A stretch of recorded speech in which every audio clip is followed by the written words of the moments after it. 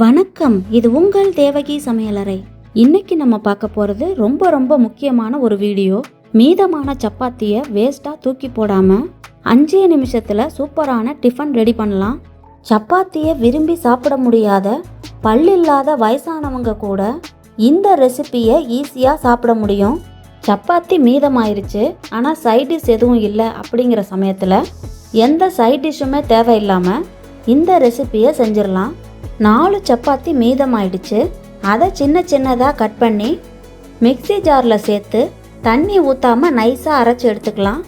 உதிர் போட்டு பதத்துக்கு அரைச்சிக்கோங்க.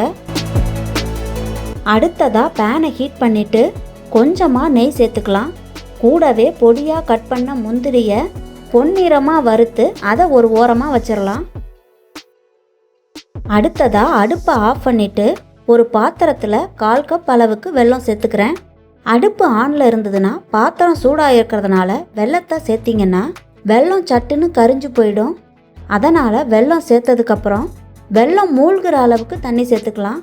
இந்த ரெசிபிக்கு வெல்லத்தோட அளவை சொல்ல முடியாது, ஏன்னா சப்பாத்தியோட சைஸை பொறுத்து வெல்லத்தோட அளவு மாறுபடும்.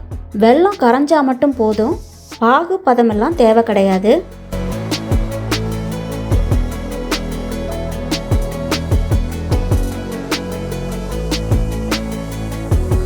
இப்போ வெல்லம் கரைஞ்சிருச்சு, இதை அடுப்புலேருந்து எடுத்துடலாம். அடுத்ததாக முந்திரி வறுத்த பேனை அடுப்பில் வச்சுக்கலாம். அடுப்பு லோ ஃப்ளேம்லேயே இருக்கட்டும். பேனில் நைஸாக அரைச்ச சப்பாத்தியை சேர்த்துக்கலாம். அடுத்ததாக தேவைக்கேற்ப தேங்காய் துருவலை சேர்த்துக்கிறேன். கடைசியாக தேவையான அளவுக்கு மட்டும் வெள்ளைப்பாகு சேர்த்துக்கிறேன். இப்போ இது எல்லாத்தையுமே நல்லா மிக்ஸ் பண்ணிக்கலாம். 5 நிமிஷத்தில் மீதமான சப்பாத்தியை வச்சு சூப்பரான கோதுமை புட்டு ரெடி.